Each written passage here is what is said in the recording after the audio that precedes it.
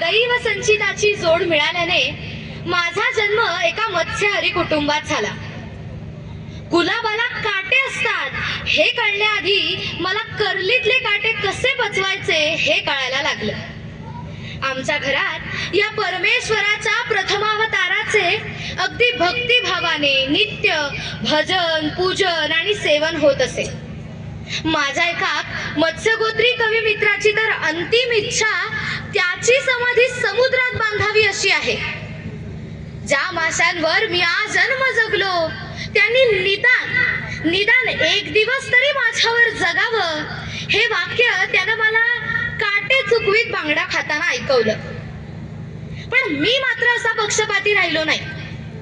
माझ्या देहावर चराचर सृष्टीचा अधिकार आहे, कारण मी सर्वांभूती खाद्य पाहिलं. मुळात भुकेचं खाणं हे खाणंच नाही, तिथं खाण्याला कलेचा दर्जा प्राप्त होत नाही.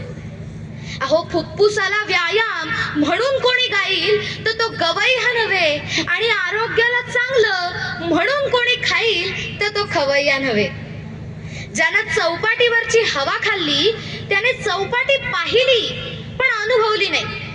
कारण चौपाटीवरच्या भेळ या चीजेनं चौपाटीचं चौपाटीपण सिद्ध केलंय.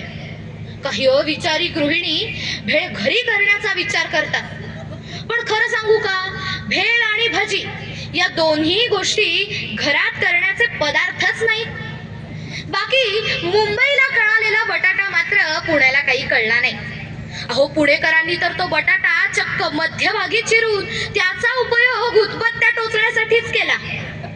हे म्हणजे कटारीच्या टोकानं दात कोरण्यासारखं किंवा तलवारीच्या धारदार पात्यानं शेपूची भाजी चिरण्यासारखं आहे.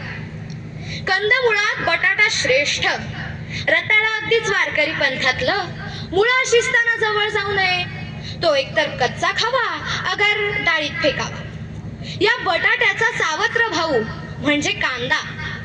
तो चिरताना अगदी डोळे पाणावून जातो, पण बेटा गुणी. शिष्टाने याला धर्मबाह्य केला, पण उद्या स्वयंपाकघरातून कांदा गेला तर राहिलं काय? भाकर शिळी असो अथवा ताजी, त्याबरोबर कांदा हे मराठवीरांचं पूर्णान्न.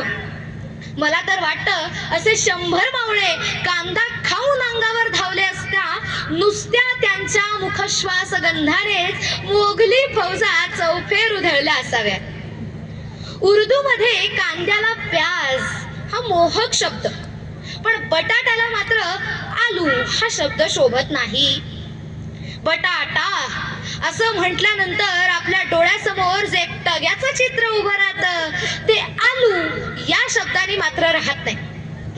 मला तर वाटतं साक्षात यमदेव दारी आले असता नुसत्या लसणाच्या फोडणीच्या वासानं त्यांचा खाणाऱ्यावरचा हात नक्कीच खाण्याकडे जाईल. अहो, स्वर्गात अमृत असेल पण लसणाची फोडणी दिलेली अंबाडीची भाजी कुठून असणार? मंडळी, देवांचाही नशिबी कांदा लसूण खाण्याचं भाग्य नाही. थोडक्यात काय, उदर भरण नो हे जाणीजे यज्ञ कर्म.